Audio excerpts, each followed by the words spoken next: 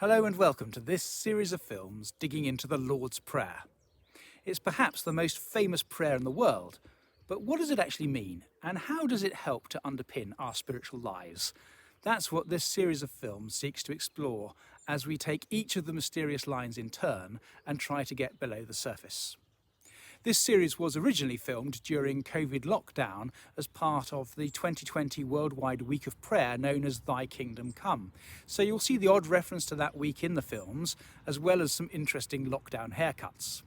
Notwithstanding those little quirks, we hope it will be a blessing to you and help you to get a little closer to God and into Christian spirituality. When I was studying for Christian ministry, I remember someone pointing out to me that Jesus, when he trained his disciples, didn't teach them pastoral skills or how to preach or how to strategize or how to chair a good meeting. He did, however, teach them to pray. That, I think, tells us quite a lot. And the way he taught them to pray is recorded in the Gospels and has become codified in the Lord's Prayer, a prayer that's invoked by Christians of all denominations all around the world every day. Now, according to Matthew's Gospel, the Lord's Prayer was taught as part of a wider set of teachings known as the Sermon on the Mount. And immediately before he teaches his disciples the Lord's Prayer, he tells his disciples not to pray by going on and on at God like the pagans do, who think they will be heard because of their many words. That way of praying is unnecessary, Jesus said, because the Father already knows what we need before we ask. So instead, we're to pray like this, and then he goes on to teach them the Lord's Prayer. This background tells us some important things straight away.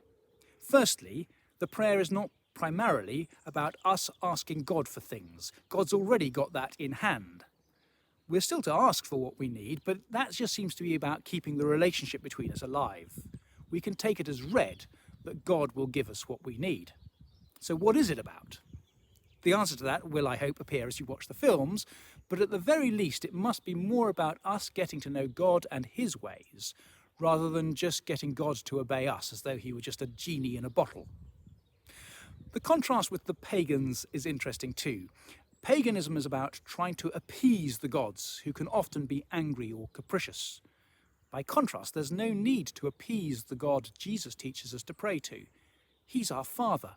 He's already on our side. He already knows what we need. Now he wants to deepen our relationship. Christian prayer isn't about bargaining with God. It's about deepening relationship and faith.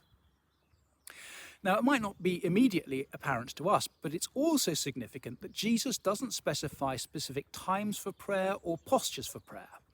As a Jewish rabbi, it was quite normal for Jesus to teach his disciples how to pray, but Jewish prayers had to be said 3 times a day, facing Jerusalem.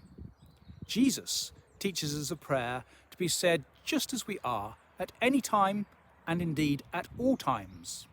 It's a prayer that's to run continually in the background of our lives, and in the foreground too.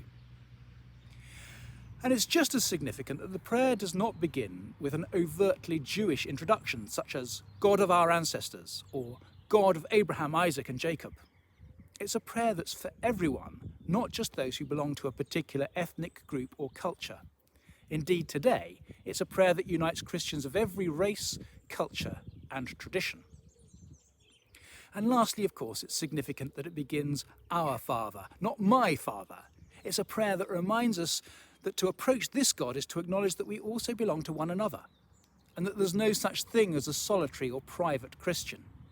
From the very first line, it takes us into a different way of looking at the world, at each other, and at God.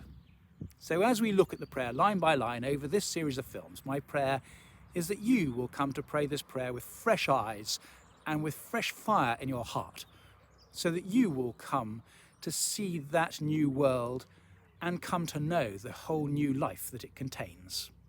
God bless you.